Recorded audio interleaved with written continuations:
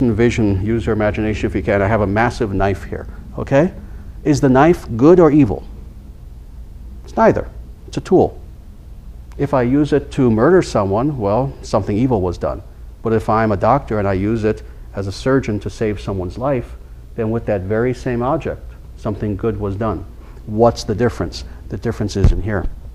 The difference is the motivation, what I chose to do with that tool. In the Bhagavad Gita, it explains that there are 3 internal avenues that lead us to the demonic, that lead us to evil, that lead us to the opposite of the spiritual. In the Sanskrit, this is known as kama, krodha, and lobha. That's the Sanskrit. Lust, anger, and greed. These 3 internal states are what will then externally take any object and make it, rather than something positive, it will make it something negative. You know? Now, with all of this as a foundation, a philosophical foundation, now let's look very practically at the world today as we find it today. This day, this month in 2008, with the stock markets again going down and down and down, and with everyone panicking.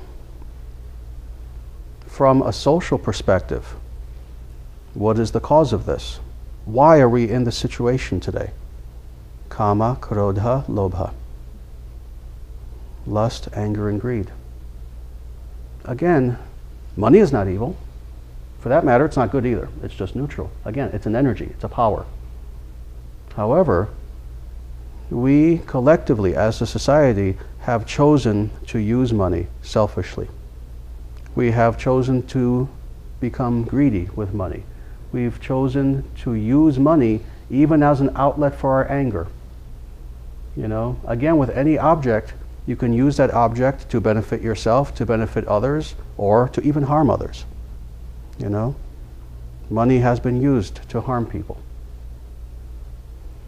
How do we get ourselves out of this situation? By taking what seems to be a realm of the material world, the financial, and understanding that actually it's spiritual.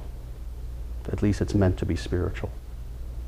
And that we can think of wealth, we can think of money, we can think of economics, we can think of finance in a spiritual way.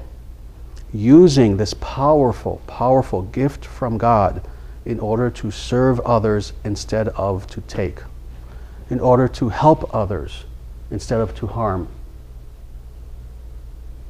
In order to enlighten others rather than draw the shades of ignorance before everyone's eyes. So, how can we be truly wealthy? Both externally, as far as material wealth, but especially internally, by changing our perspective of what is the very nature and purpose of money itself.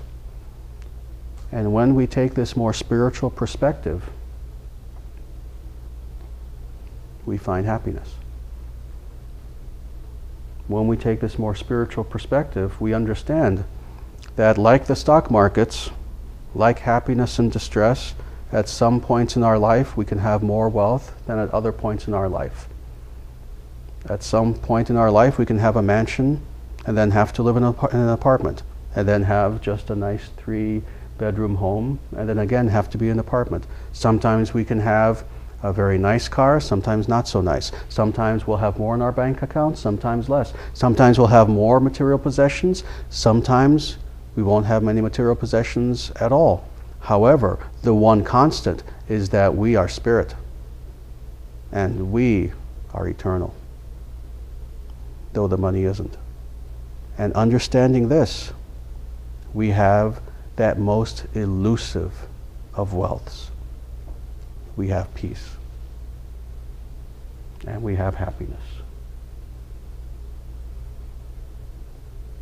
I wrote, sorry that this talk is a little bit long, but I wrote this little very short article just about 2 days ago, actually. And one thing that I comment on upon this article, talking specifically about finances, is that money comes and goes. but love is forever. And that's what we need to focus on. And when we do that, we have a wealth that will never go.